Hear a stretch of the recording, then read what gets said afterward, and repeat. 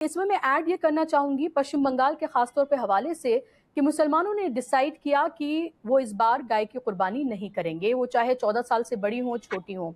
तो एक तरह से ऊनो रिवर्स इसको कहा जा रहा है, क्योंकि ज्यादातर गाय जो पालते हैं या बकरियां भी जो पालते हैं वो ज्यादातर हिंदू कम्युनिटी से होते हैं और जो लेने वाले होते हैं वो मुसलमान होते हैं। लेकिन ये अब समझ में आ रहा है कि it was never about cow, it was always about Muslims and their festival, और कैसे उनको डिह्यूमनाइज किया जाए और कैसे उनको एक लॉ एंड ऑर्डर के लिए एक थ्रेट जो है बताया जाए कि कितने ज्यादा इनह्यूमन हैं ये लोग, कि कैसे जानवरों की कुर्बानी करते हैं।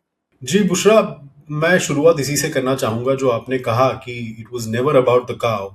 मैं वही बंबई में बैठा हूं जहां बकरी को लेकर सियासती राजनीति शुरू हो गई है। हम ये देख रहे हैं कि बीजेपी के नेता एक हाउसिंग सोसाइटी से लेकर दूसरी हाउसिंग सोसाइटी जा रहे हैं, यही देखने की मुसलमान क्या बकरी पाल रहे हैं, और वो बकरी को वहां से निकाला जा रहा है, पुलिस को बुलाया जा रहा है, मीडिया के साथ वो लोग जा रहे हैं।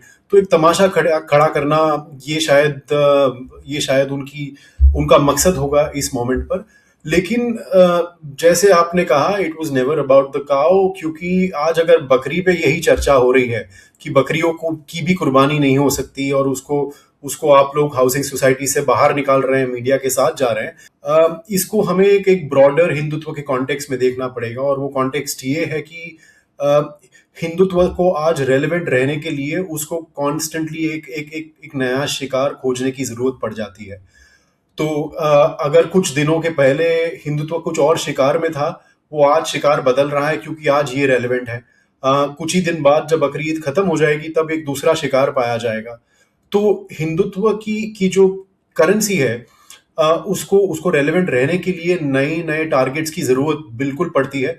और उसकी सेंट्रल पॉइंट जो है कि इंडिया के रिलीजियस माइनॉरिटीज हो, वो क्रिश्चियंस हो, वो मुस्लिम्स हो, उनको कैसे टारगेट किया जाए, उनकी उनकी जो प्रथाएं, उनकी जो ट्रेडिशंस हैं, उनके जो फेस्टिवल्स हैं, उनको कितना इनविजिबलाइज आप कर सकते हैं, इसी पे पूरी पूरी ताकत लग जाती है। और उसी ताकत को लगाने में आपको अलग अलग शिकार की अक्सर जरूरत पड़ जाती है। तो इसीलिए गाय और बकरी तो बस आज आज के टॉपिक है, लेकिन कल उठ के कोई और टॉपिक हो जाएगी। जैसे महाराष्ट्र में कुछ ही दिनों पहले तक लव जिहाद सबसे बड़ी टॉपिक थी, और चूंकि वो टॉपिक में एक सरकार ने अपना योगदान दे दिया और एक नया कानून यहाँ आ गया महाराष्ट्र में, जिसको Maharashtra freedom of religion act कहते हैं। तो क्योंकि वो कानून आ गया, उसके बाद उन्होंने अगला टॉपिक लिया कुर्बानी का। तो ये टॉपिक्स बदलते रहेंगे, लेकिन हिंदुत्व का जो सेंट्रल कोर है, जो मैसेजिंग है, वो वही रहेगी कि रिलीजियस माइनॉरिटीज को, मुसलमानों को, क्रिश्चियंस को आप जितना इनविजिबलाइज कर सकते हैं, जितना सब्जुगेट कर सकते हैं, उतना कीजिएगा। और बुशरा, उनको सब्जुगेट करने में अगर सबसे प्रोमिनेंट मौका जो होता है, वो होता है उनके फेस्टिवल्स। वो होता है वैसे मौके जहां पूरा समाज एक साथ आता है, पूरा समाज एक चीज को सेलिब्रेट करता है, एक चीज को मनाता है, और आपको बहुत विजिबल रिप्रेजेंटेशन दिखता है उस समाज का उन दिनों में।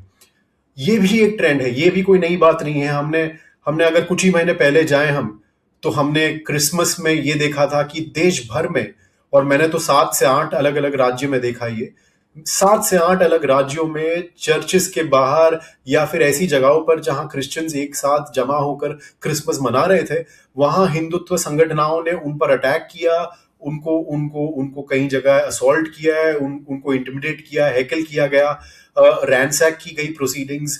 तो हमने शुरुआत वहां से होते देखी। उसके बाद आपको याद होगा रमजान के वक्त भी ये हुआ था, जब देश के अलग अलग हिस्सों में जो मुसलमान अपनी अपनी रमजान मना रहे थे, उनको टारगेट किया गया, और उन्हीं को वही प्रैक्टिसेस को टारगेट किया गया जो प्रैक्टिसेस वो अपने रमजान में, जैसे जैसे सहरी हुआ, जैसे इफ्तार हुई, उन सारी चीजों को प्रैक्टिस किया गया। और आज ये तीसरा मौका है जब हिंदुत्ववादी संगठनाएं एक और रिलीजियस फेस्टिवल को टारगेट कर रही है, और वो है बकरी ईद।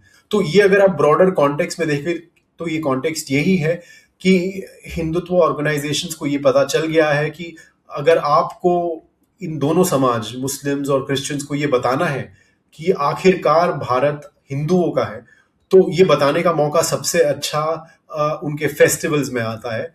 क्योंकि आपने हर रोज तो आपने हेट स्पीच से और हेट क्राइम से आपने वायलेंस तो आपने एस्टेब्लिश कर लिया है कि आपको उनको उनको वायलेंटली उनको गाली देनी है, उनको अलग अलग चीजें कहनी है, लेकिन आपको जो उनका रिप्रेजेंटेशन है, जो उनकी विजिबिलिटी है, वो खत्म करनी है, तो वो खत्म करने का मौका आपको सबसे अच्छा उनके फेस्टिवल्स में मिलता है।